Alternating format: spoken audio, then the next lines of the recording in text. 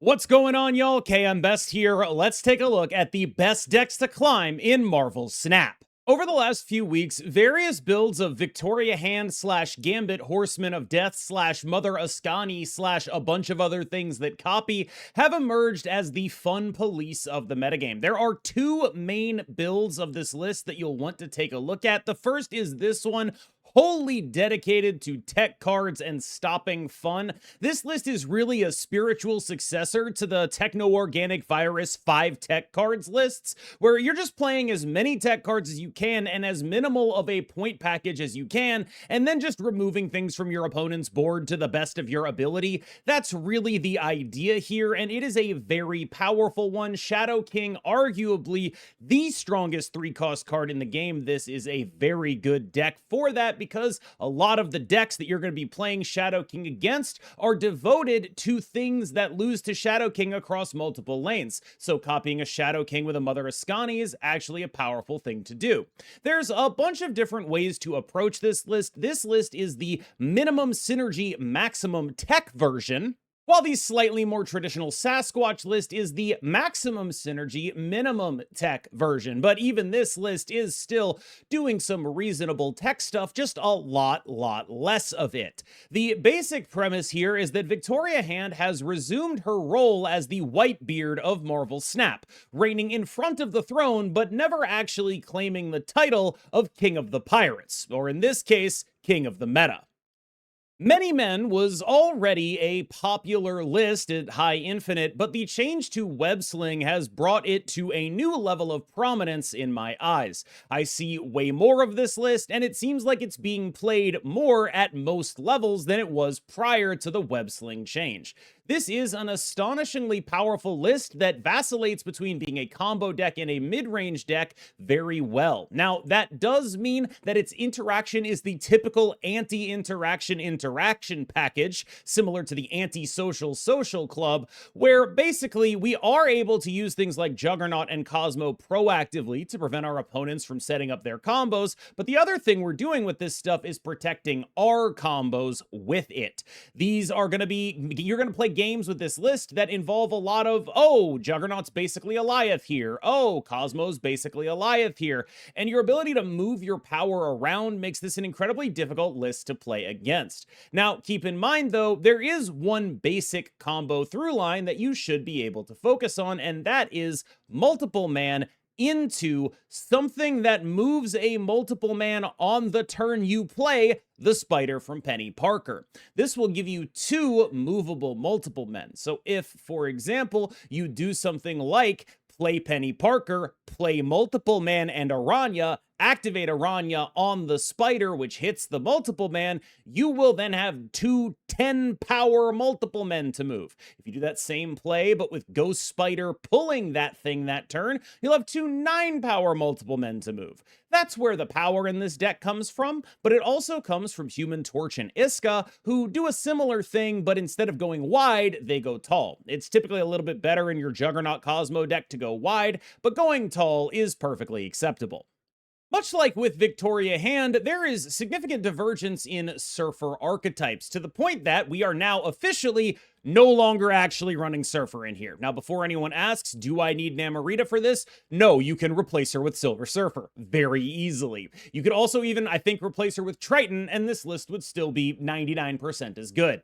It's like that meme where it's like, you know, so-and-so at 100% power, so-and-so at 99% power, and only one guy is missing. Yeah, that's what's going on here. This is a deck that is built around a core of doubling buffs that has become, I would argue at this point, kind of old hat. We've had this kind of deck in the game for like 6 weeks now, maybe more, and we all kind of get what it is and what it does, which is actually the biggest downside to it, because this list is an extremely powerful list, but I think it started to function a lot more like Mr. Negative. This is a deck that everyone understands what the deal is. 100% of people that I play against are not staying into losing situations against this deck because they know what the play lines are and they know how the cards combine to result in numbers that are borderline exponential in terms of output.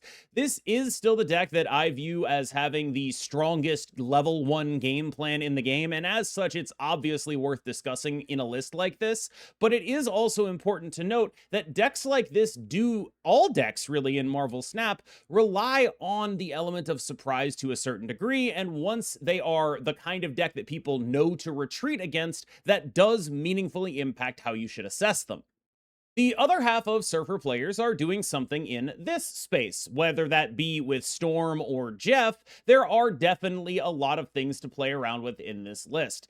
I gotta tell you, I don't feel like this list is fully perfected, but what I really like about it, and I really can't stress this enough, is just that it is a good deck at hiding from its own Shadow King.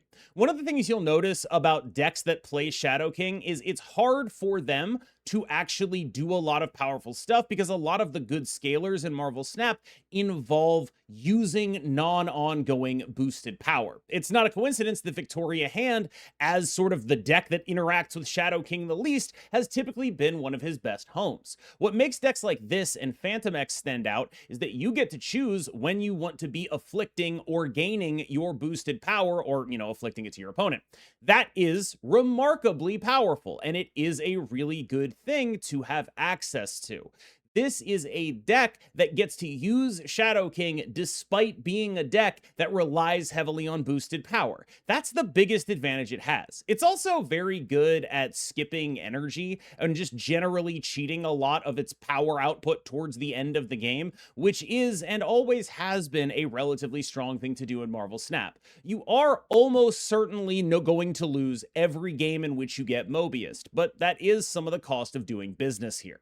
Phantom X remains, maybe you'd describe him as the quiet storm. He is here, he is doing damage, he is a very powerful list. I think Phantom X is the easiest deck for me to just say, yup, that's a good deck about in basically the entire game. There are no qualifiers on Phantom X. There's no like, oh, things could happen. Like, this is just really good.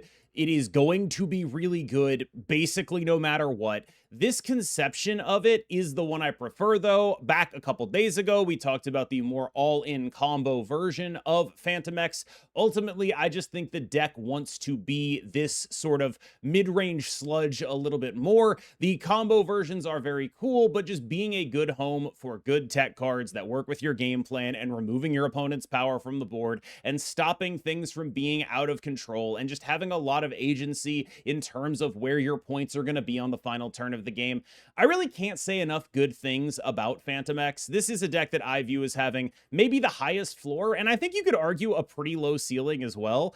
This is locked in at good, but I do think you could have it anywhere from I think this is the best deck in the game to I think this is just a good deck. And I think that that is really where people are going to differ on this.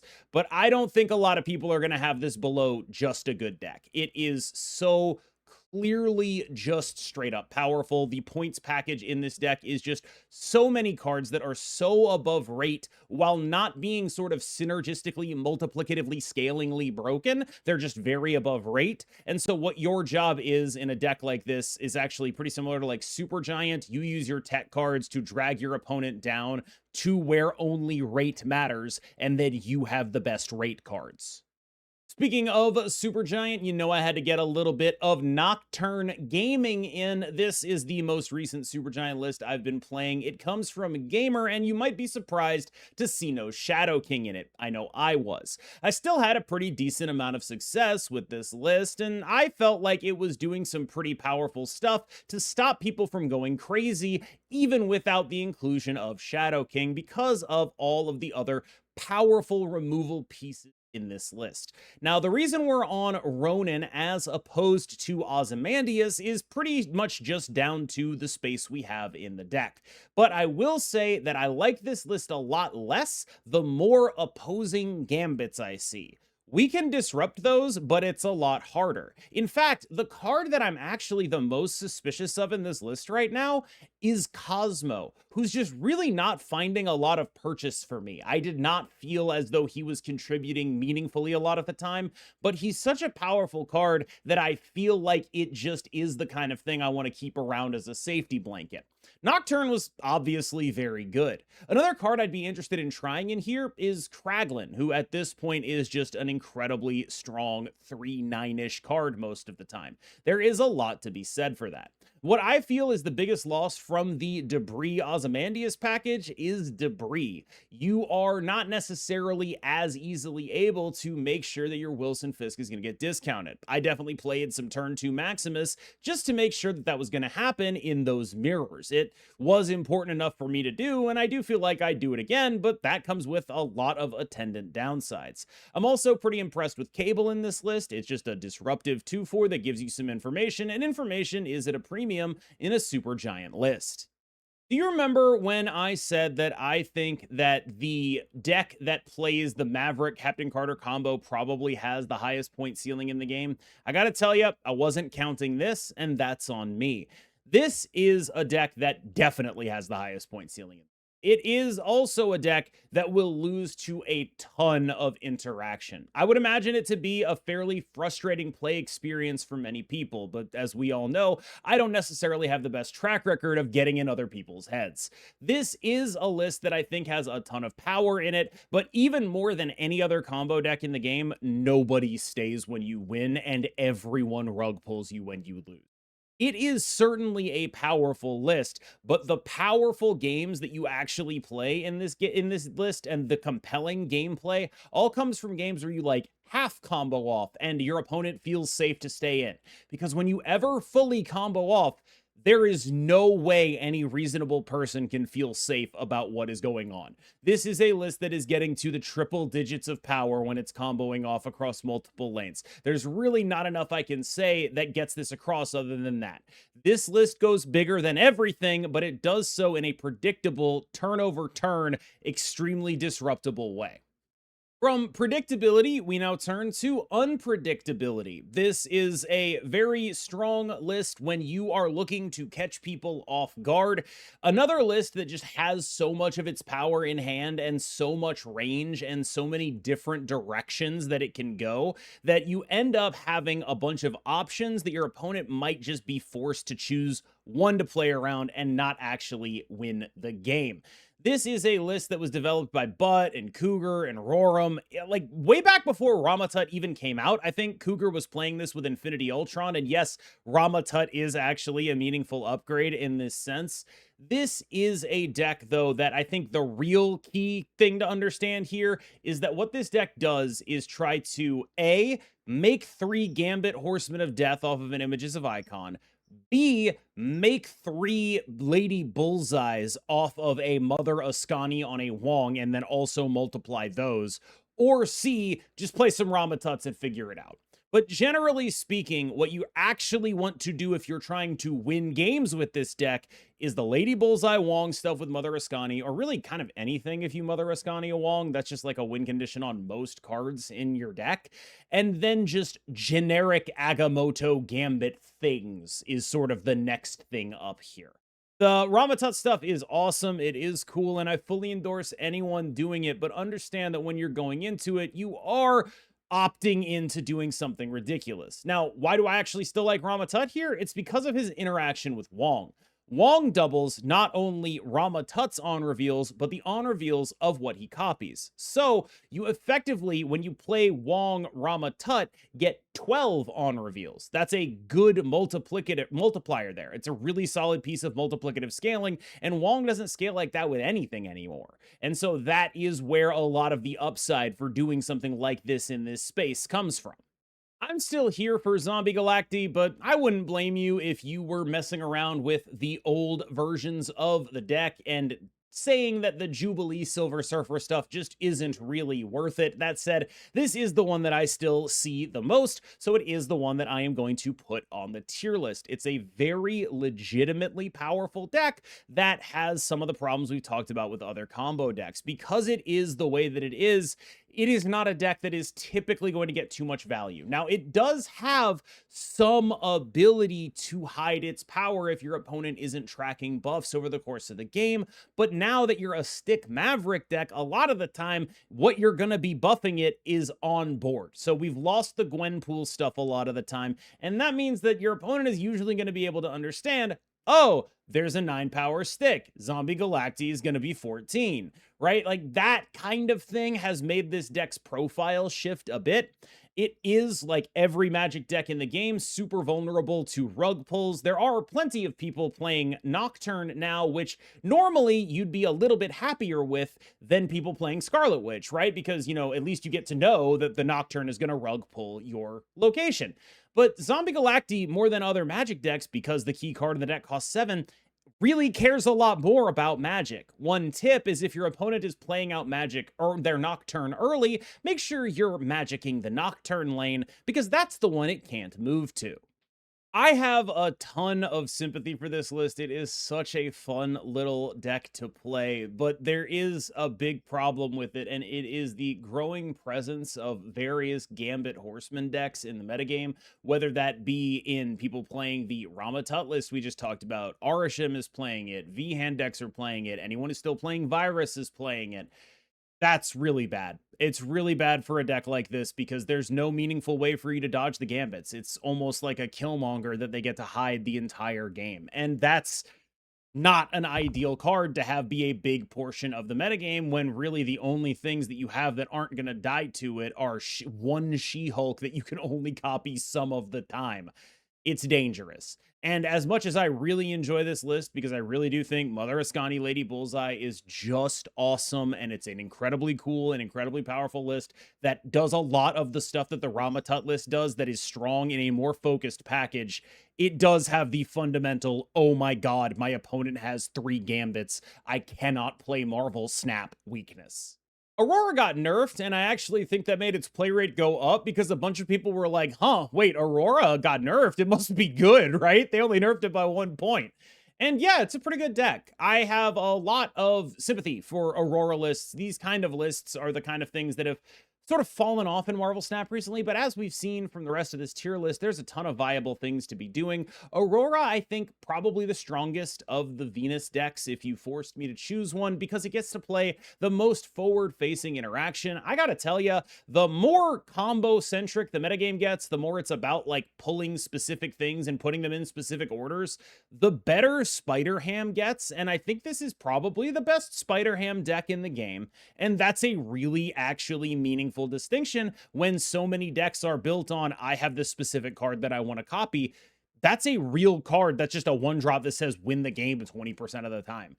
That's real. Like, that's just a really good card. And so being the deck that is best able to facilitate that, because obviously that's not literally what it says, you still have to like justify it being in your deck, you need to be the kind of deck that has it as part of your own synergy package, and that's what Aurora has going for it. Aurora also has a couple flex slots. If you want to get things like Stardust and Mobius in here, you are very able to do it. If anything, what this list has taken the place of is the ongoing Spectrum lists, which have become more combo-centric now that Aurora is doing the tech and points angle a little bit better than those lists are able to do. But that's not to say you can't play any ongoing. This ongoing list is sort of patterned after the Surfer list that I've been playing recently, the Sarah Surfer. Similar concepts at play here, 11 engine cards, some meaningful ways to get big discounts, looking at Ravonna, looking at Moonstone on Ravonna, the ability to go exponential with a bunch of stacking power. Obviously, Moonstone's a pretty big part of that too. And of course, a Shadow King. Everything, all of this stuff adds up to 11 cards plus Shadow King.